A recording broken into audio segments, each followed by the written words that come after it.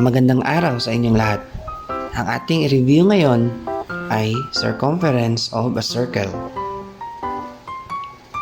Handa na ba kayo? Umpisahan na natin. Para makuha ang circumference ng circle, kailangan natin ang formula na C equals pi d. Ano nga ba ang C? Ang C, yan ay ang circumference.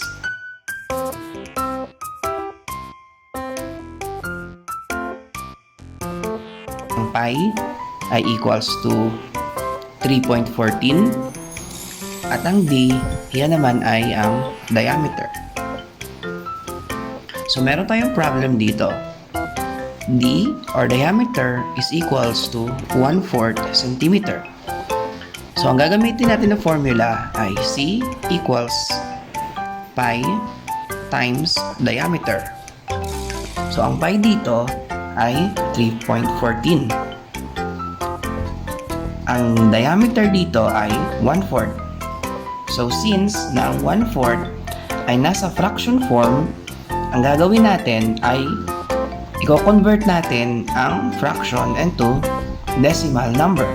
So, 3.14 multiply it by 0.25 is equals to 0.785 centimeter. So, yan ang circumference ng ating circle.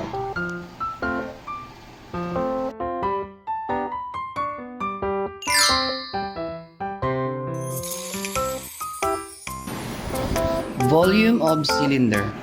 Ang radius ng cylinder natin ay 4 at ang kanyang height naman ay 8 cm.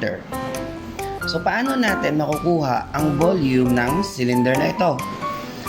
Gagamit tayo ng formula na V equals pi r squared times height.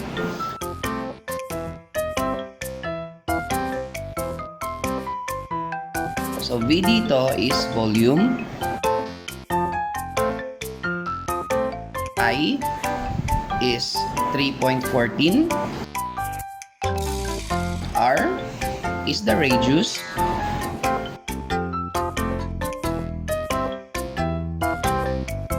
Two is the exponent and H is the height.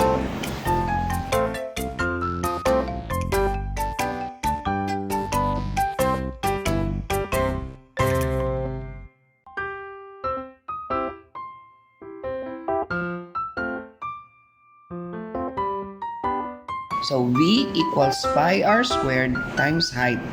So, 3.14 4 squared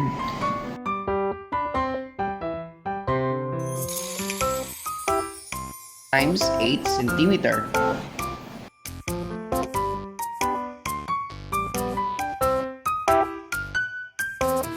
So, una ay i-multiply natin ang 4. So, 4 squared is equals to 16.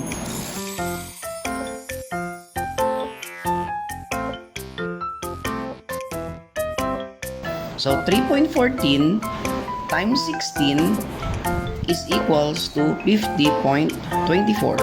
And copy the number 8.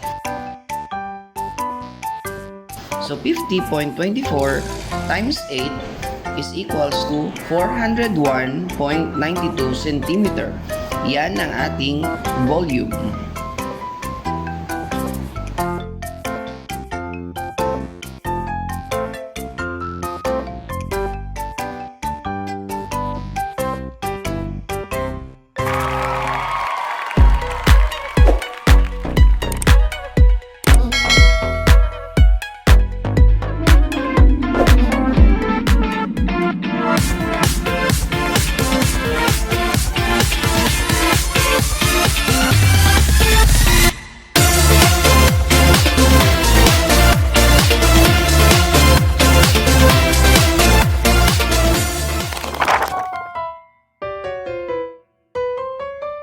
Magandang araw sa inyong lahat. Ang ating i-review ngayon ay circumference of a circle. Handa na ba kayo? Umpisahan na natin. Para makuha ang circumference ng circle, kailangan natin ang formula na C equals pi d. Ano nga ba ang C? Ang C, yan ay ang circumference.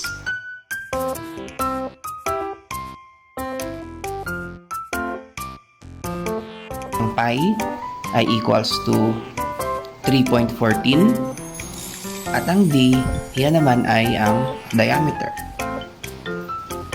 So meron tayong problem dito. D or diameter is equals to 1/4 centimeter.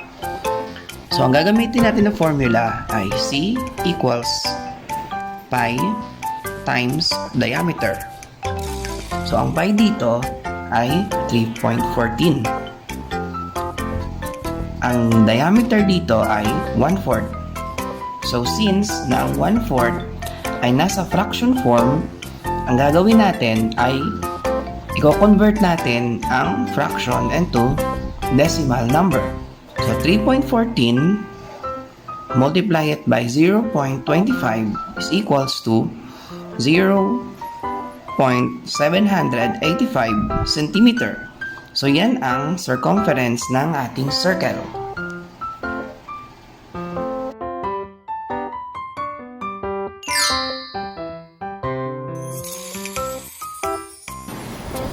Volume of cylinder. Ang radius ng cylinder natin ay 4 at ang kanyang height naman ay 8 cm. So paano natin makukuha ang volume ng cylinder na ito? Gagamit tayo ng formula na V equals pi r squared times height.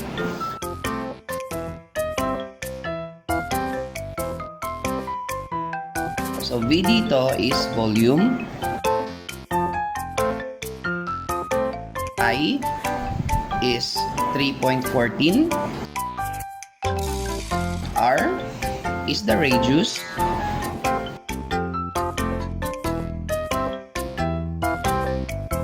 two is the exponent, and H is the height.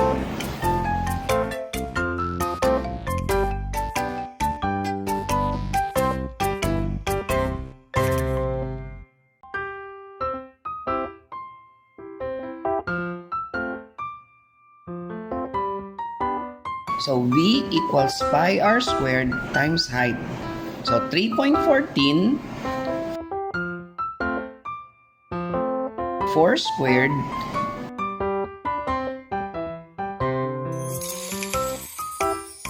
times 8 centimeter.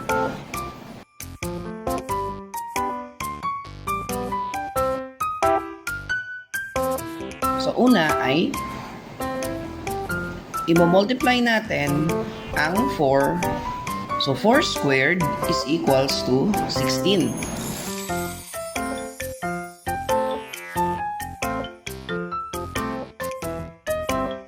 So 3.14 times 16 is equals to 50.24 and copy the number 8.